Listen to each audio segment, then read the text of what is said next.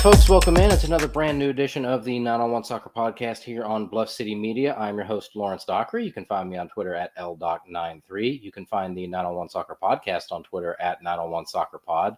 Find us on Facebook as well. Just search 9-on-1 Soccer and just search Bluff City Media. We should pop right up. We've also got, obviously, if you're watching this, we've got a YouTube channel. So if you're watching instead of just listening, though I would encourage you to do both. Just since we are on YouTube, do as all of the YouTube youths like to say, or would they be YouTubes or YouTube? I don't know. I was trying to make a My Cousin Vinny reference out of that, and it didn't really come off quite the way that I had hoped it would. But nevertheless, we plow on. 901 FC, it's a big win over the visiting Tampa Bay Rowdies, 4-1 down at AutoZone Park. Is their second consecutive win in league play. That is their second consecutive big win in league play after a 3-0 win on the road last week in Birmingham, 4-1 obviously at home today. That's 3 wins in the last 4 games across all competitions for 901 FC, including the U.S. Open Cup when they beat Miami United. So we're seeing a little bit of a trend here. The momentum is starting to pick up. And so we'll just go ahead and dive right into it. The game today was a good game. Let's be real. That was a fun game. And one of the things, and I was very high on this team in the offseason, right? I was very high on this team. I loved a lot of the moves they made. Unfortunately, some of them has been undone through no fault of the team. Kyle Murphy retired. Nico Brett got hurt. It happens.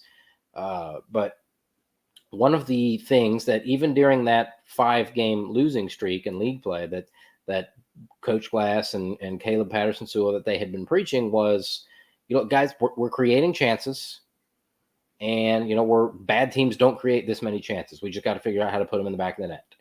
And given that I was so high on this team, I was probably a little bit more willing to listen to that and believe that. I think I may have even referred to it as the sunk cost theory. But I feel like that line of thinking has been vindicated. The line of thinking that they're a good team that just hasn't been able to figure out how to put the ball in the net, because they're now starting to put the ball in the net and they look really, really, really good. That's, 2-0 over a semi-professional outfit in the Open Cup. And then you're back at home in league play and you struggle and lose to Monterey Bay. But then you started firing on all cylinders last week against Birmingham. And then you continued that against Tampa. Now, obviously, one thing about the Tampa game that is different than the Birmingham game is that the Rowdies were reduced to 10 men very early on in the game. And obviously, having to defend 10v11 for 80-something minutes is going to take a toll on you as a team. What typically doesn't happen, though, is that you immediately fall to pieces. And that's what happened here for 901 FC and the Rowdies today. Not too terribly long after the send-off. Let me go into the red card just a little bit. I'm going to dispense some refereeing knowledge to you out there in listener land. And it's always a lot more fun to do this after a win and when the calls have gone your way than after a loss when, for, say, the Indy game, when there were a couple of things where it was just not what it needed to be. So obviously the send-off here, okay? It's a send-off for Dogso, denying an obvious goal-scoring opportunity. The folks in Tampa on Tampa Twitter, I know there were several. The Rowdies sent their social media person. Somebody from one of the supporters groups, I believe, made a trip today, and we do appreciate that. That's very cool of y'all to do that. I think we should have more of that around this league. But as a referee, the considerations that you go through in your brain, and you have to start going through these considerations probably when the breakaway happens, okay? Because if you start trying to run through all of the, you have a laundry list of things that you have about 0.5 seconds to run through. And if you take longer than about 1.5 seconds, you're in trouble.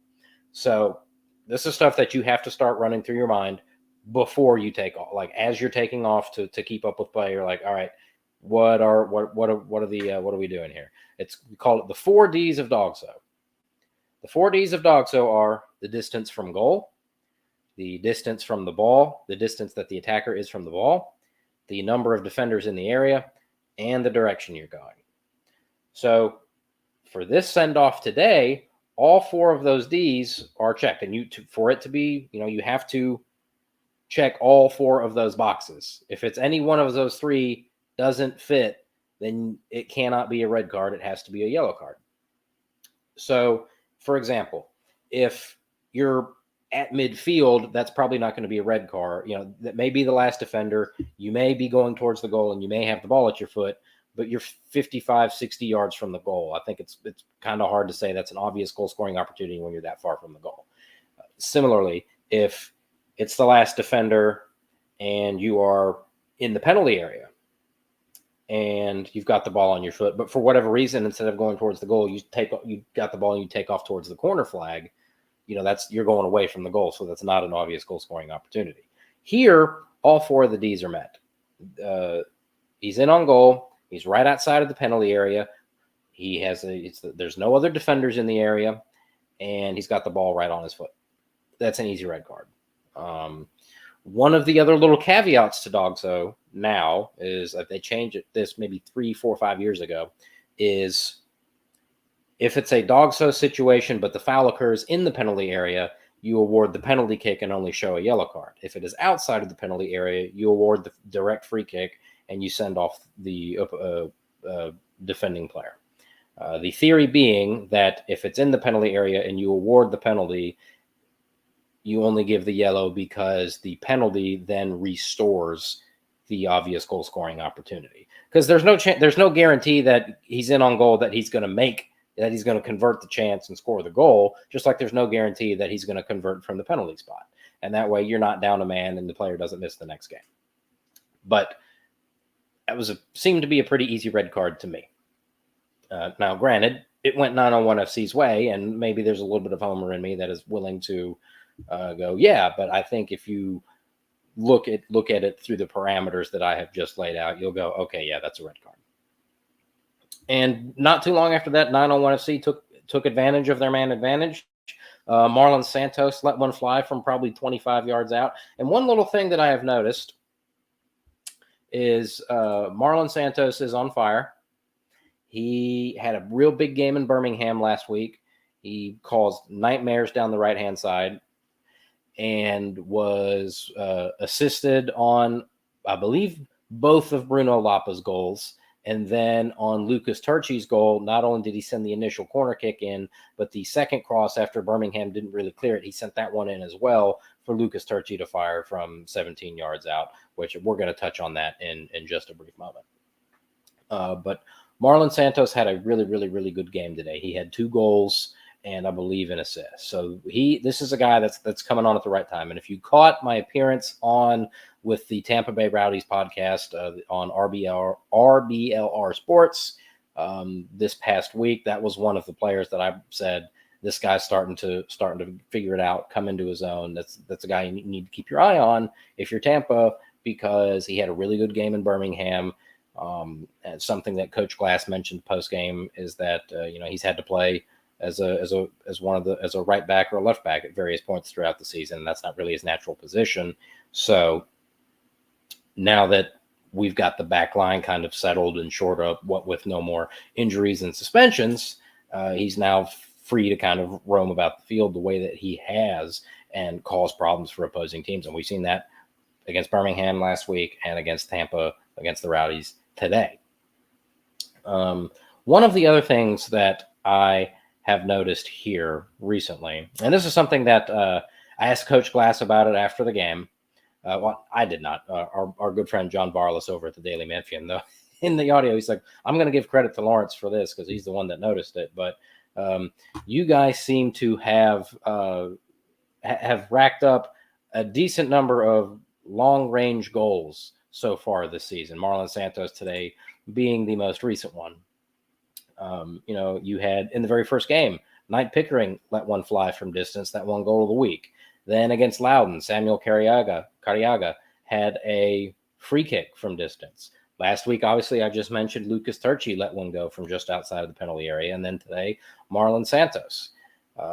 That's something that Coach Glass said. I'd like to say that I taught him that, but I can't hit the ball that hard anymore. But it wasn't just those goals that I mentioned. There's also today, for example, On Marlon Santos' second goal, Bruno Lapa let it go from distance and it hit the crossbar and went off the backside of the goalkeeper.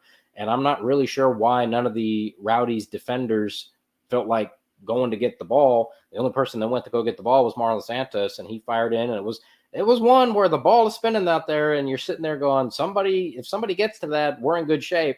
But it was also one of those ones where you might get there first, but that's kind of an interesting angle, and let's please hope that you don't just fire it into the side net, and he didn't, and that made it 3-1, and that was an important goal because 901 FC was up 2-0, and Marlon Santos again on the second goal, I should add, with a great run down the left-hand side. Fantastic pass into the box for Luis Fernando to bury. So that made it 2-0. You're up 2 goals. You're up a man. Halftime's real close. We had 7 minutes of stoppage time at the end of the first half. It made sense. There were a lot of stoppages. There were some substitutions. You had players sent off. You had a goalkeeper injured. But that was still, holy mackerel, 7 minutes. That's a lot. And sure enough, I'm not sure where the Memphis defense went, but there was a cross into the box, and you wouldn't have known they were down a man by looking at the number of Rowdies attackers unmarked inside the 6-yard box. So that was set your heart aflutter just a little bit. Obviously, you're still up a goal, you're still up a man, but that was a really good response from 901 FC to come out to start the second half the way they did, with Lapa letting fly from distance and Marlon Santos being Johnny on the spot to fire home the rebound. So then obviously the fourth goal was actually pretty funny. If we're going to be honest, that's when I think it was a long ball from Tyler Derrick that Farr, I believe is the name of the Tampa Bay goalkeeper, who came out, and tragic miscommunication. Just as Ian Dark when he used to do U.S. national team games on ESPN, used to say they had their finger hovering over the self-destruct button.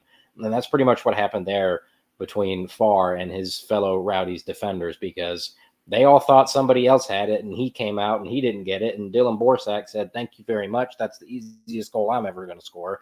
And that made it 4-1. The route was on, done, dusted, game, set, match. 3 points. So that was real nice. So this team's rocking and rolling right now.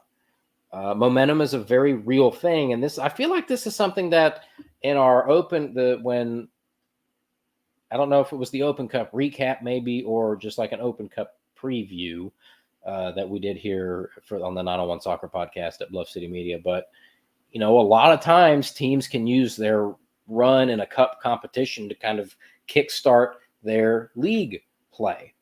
And that's why I didn't necessarily like calling I think it's too early in the season to call last week's win at Birmingham a turning point. Turning point feels like something later in a season. For example, the win over Birmingham back in 2021, with the 2 goals in stoppage time, or last year's home win against the Tampa Bay Rowdies.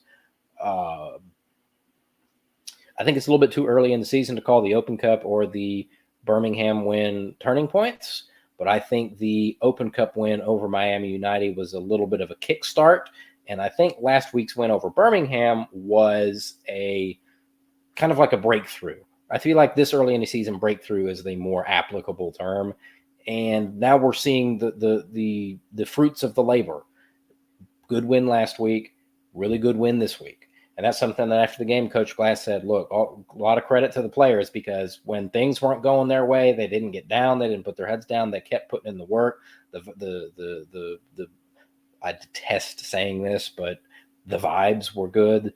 Nobody was down on themselves. Everybody was giving their all in training, all that good stuff, and that's something that I wasn't ready to jump ship, but I was starting to get nervous, after that last home loss. I was like, look, I still have faith, but if it still looks like this at the end of May, we might need to start worrying. It is the beginning of May, and I don't think we need to worry anymore. This team everything is back on track, and we are rocking and rolling. I won't quite say we're a freight train from hell just quite yet, but if you can put together another couple of good results, then I might be willing to say that. So that's where we are there as far as the play of the team. They're playing really well right now, and look, let's be real. They've played really well all season. outside of the first half of that Indy game, there hasn't been a bad half of soccer. That the first half of that Indy game was not good. I think probably Coach Glass would probably be the first one to tell you that. But other than that, the second half of that Indy game, despite being down a man, they were probably the better team, and they got a goal and almost got an equalizer in stoppage time. And then, they went on the road to Sacramento, and you held them scoreless till real late in the game and had a good number of chances of your own. The Orange County game, a little bit different. You were on the front foot for most of the game, and then they hit you with a quick 1-2, and just kind of set you into a game, a tailspin for the rest of the game. And then, you went to Loudoun. You took the lead there, like I mentioned, on a great Samuel Carriaga free kick. And then, the Monterey Bay game, if you'll recall, the Monterey Bay game last year was kind of a weird game. It was real choppy. I think there might have been some iffy refereeing in that game. That was right after the Tampa Bay Rowdies game last year. And if I recall, Monterey got a 1-0 lead and did the exact opposite of what last year's Rowdies did and actually defended the lead instead of continuing to send numbers forward. I might have had just a little bit of flashback to that today at the end of the first half of the game. And then the team came back out, refocused, and put the Tampa to bed. And this is also mega impressive that they did this today because the Rowdies hadn't lost a game yet this year. They had 3 wins and 4 draws, but you're 8 games into the season, and to be unbeaten is mega impressive. And for 901 FC to put in that kind of performance against an unbeaten team, and not just any unbeaten team, but let's be real, the Rowdies are one of the more established clubs in the league. There's you know what you're going to get with the Rowdies. Very rarely do they ever just stink up the joint. They're a consistent playoff team. Maybe they underachieve in the playoffs just a little bit sometimes. Other years, who knows? In 2020, they may have won the whole thing had the title game not been canceled. But they're a stable, consistent winner in this league. They hadn't lost yet this year, and 901 FC absolutely took them to the woodshed. Yes, they had help from a red card, but typically when you see a red card early on in the game, you have to defend, and there's usually like a late goal to make it a 1-goal win, right? The exception being, and if Coach Glass happens to catch this, I'm sure he'll remember this, but the fastest red card in World Cup history was at the 1986 World Cup in Mexico. Scotland was playing Uruguay, and Uruguay had a man sent off in like the 58th second. Not the 58th minute, the 58th second. And Gordon Strachan took quite a long time to get up from. It was a brutal foul, and that was back at a time when a karate chop followed by a 2-footed leg breaker might get you a yellow. A sending off in the 58th second was incredible. And brave Scotland battled against 10 men for an entire game and held on for a momentous 0-0 draw.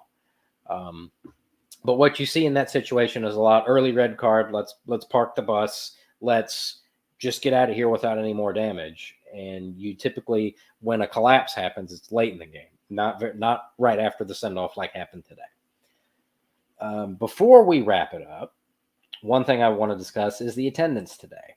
Attendance today was 2,384. That's kind of right in line with what everything else has been this year. It's been a little bit downhill since the season opener, which was downhill from last season, which was downhill from the year before. And and you get the idea of where we're going from here. It's concerning. I'm not going to lie. It's concerning. It's not time to panic just quite yet. We've got several more. We've got a bunch more home games between now and the start of Tiger football. And with the sheer amount of high-level soccer going on this summer, right? You've got Euro 24 on TV during the day. You've got Copa America here in the U.S. on TV at night. And then in August, late July, early August, for the first time since 2008, you have both the U.S. men and the U.S. women competing in the Olympics. So there's going to be a lot of soccer on TV this summer. Hopefully we can have a nice run in the Copa America. 2 of the last 3 times the U.S. men's national team has played in the Copa America, we've gone to the semifinals. So when Greg Berhalter gets us eliminated in the quarterfinals, don't buy the bullshit that they're going to tell you about how this isn't a great achievement for this team, because 2 of the last 3 times we've gone to the semifinals of this very same competition, including once down in Argentina. So I don't want to hear it.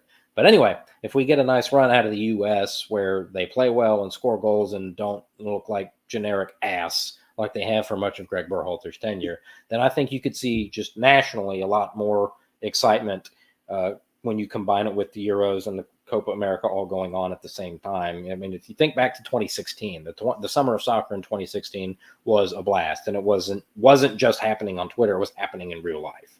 I think we could see more of that this summer, and then you tack on obviously both U.S. men and women in the Olympics. So I think that will help 901 FC with so much soccer going on. People are bound to notice. I've, based on conversations I've had with 901 FC, they're aware of all of that. If you go back and read my J Mims interview piece from February, that's something that he is aware of, and they're going to try to figure something out.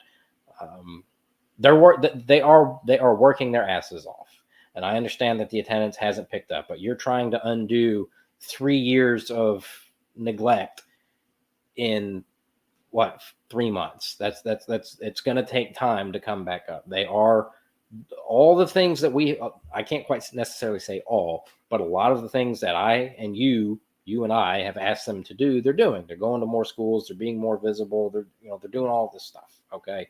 Like I'm glad that they are doing that. It's just going to take time. Bottom line though, if it still looks like 2384 when we get to Tiger football at the end of August, early part of September, then it might be time to panic. I don't know what will happen if we get to that point and we're panicking, but panicking is not really going to solve anything. But if we get that far, I mean, we'll just have to regroup and come up with something else. But for right now, we're okay. I won't necessarily okay, but it's much like it wasn't time to panic about the performance of the team. I don't know that I'm going to keep the faith. I'm going to trust. They have done and they have showed me enough that I'm going to trust that they will figure out a way to get it back up. Not what it was in 2019, I don't think by any stretch of the imagination, but could we see 3, 4, 5 crowds maybe where we finally get back to over 4,000 people? Sure. It's a slow burn. It's going to take time. That's what I got for you guys there.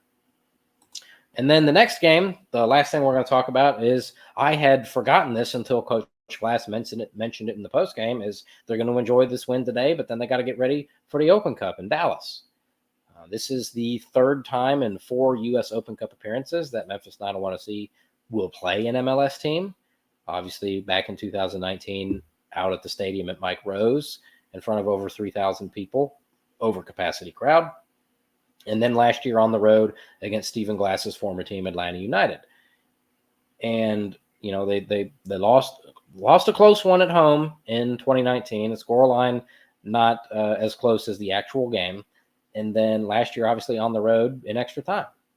So it's interesting because if you look around on what some of the FC Dallas fans are saying, they're very down on their team and their prospects for the Open Cup. I will say it is probably somewhat poetic that FC Dallas is one of the 8 MLS teams in this year's U.S. Open Cup, because it's the Lamar Hunt U.S. Open Cup, and Lamar Hunt is the late father of one Clark Hunt, who owns FC Dallas. So not that MLS hasn't already affronted this great competition. They have. But it would have been an even more outrageous affront had FC Dallas not been participating. But, what is the motivation for the MLS teams that are in it? They might, there's going to be 400 people there. They're going to probably trot out a reserve-ish side, which they'd always done, which is why it's still absolute bullshit to me that Major League Soccer came up with the fixture congestion thing, because you never put your first teams out until the semifinal anyway. So take that excuse and pound it up your ass. So if they're not motivated, 901 FC's got momentum. And that's another thing that needs to be factored into this. This is a team that's catching fire. I won't necessarily say at the right time, because obviously the right time is right before the playoffs. But this is a team that's starting to play. Not starting to play. They've been playing well. That's starting to get good results, and the confidence is growing. Momentum's on their side. Back-to-back wins, 3 in the last 4 in all competitions. So there's no reason they can't go to Dallas next week and pull off a cup set. That would be just absolutely fantastic, and I hope that it happens so that we get another Open Cup game. And with the possibility of it being against Tampa again, if I'm not mistaken. They're doing it weird. Instead of doing a draw after every round, they have like a mini bracket where the winners of this round will play the winners of the next round, and then they'll do another draw. I wish they would just stick with the formula and keep it that way, but that's neither here nor there. So that is going to wrap it up for us here today. This has been the May the 4th be with you. It was Star Wars Day down at AutoZone Park today. Thanks, everybody, for tuning in. You can find me on Twitter at LDoc93. You can find the 901 Soccer Podcast on Twitter at 901 Soccer Pod. Bluff City Media is on Twitter at BluffCity_media. We're over there on the Facebook as well, 901 Soccer and Bluff City Media. And if you're watching this instead of just listening, though, like I said in the start, I would encourage you to do both. That's good for me, and it's probably good for you too. You like, comment, and subscribe on YouTube, and become an insider on the Bluff City Media website. Get you access into our special Discord where you get to talk to me, and you get to talk to other writers at Bluff City Media, and you get to talk to other fans of Bluff City Media. And it's not just soccer coverage. We got Grizzlies, we got Tiger football, we got Tiger basketball. You know, there's a lot of excitement around Tiger football right now. As good as they were to close out last year with that big win over Iowa State in the Liberty Bowl, and then the stadium stuff, the stadium renovations are finally happening, and they got a big NIL deal with $7 million from FedEx. So there's a lot going on over there, and Bluff City Media's got you covered on all of it. So don't just become an insider for me, though I would greatly appreciate it if you did, but you should become an insider to get in on all of that stuff. But that's going to do it for us today. Thanks, everybody, for tuning in. This is recorded on a Saturday. It'll get posted on a Tuesday, and that's another thing. Be on the lookout on the Bluff City Media YouTube page. The 901 Soccer Podcast is going to be dropping on Tuesdays from now on at 3 p.m. and in some cases on Thursday at 3 p.m. So be on the lookout for that. Thanks again for tuning in. We'll talk to you next time.